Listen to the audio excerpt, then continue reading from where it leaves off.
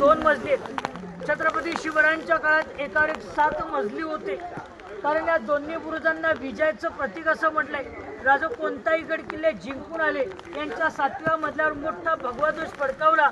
गडाच्या आजूबाजूच्या गाववाड्यांमधल्या लोकांना कळायचं राजा कोणता तरी गड जिंकून आलेले आहेत, म्हणून या दोन्ही बुरुजांना विजयाचं प्रतीक असं म्हटलं। मग या दोन्ही बुरुजांसारखा तिकडे एक छोटा बुरुज आहे की आपल्या राजांची बालखाणी, राजांचे तिथे एक निवांतपणे बसण्याचं ठिकाण की ज्याला आपण सज्जा किंवा गॅलरी म्हणतो।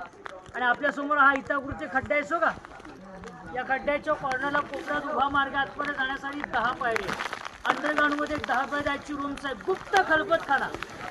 मग बहिर्जी नाईक गुप्तहेर होते।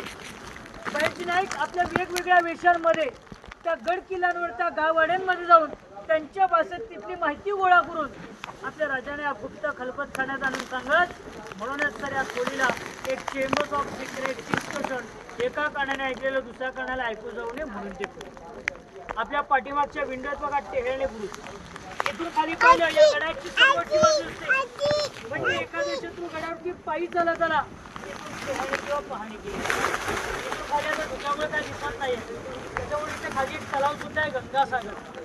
अशी मोठी 11 तलाव तर छोटी 84 पाण्याची नदी, त्या तलावांच्या आतून दगडांचा वापर किल्ल्याच्या बांधकामात। आता आपण पाहूया आपल्या राजांचा राजदरबार जिथे राज्याभिषेक झाला असेच पाहिजे।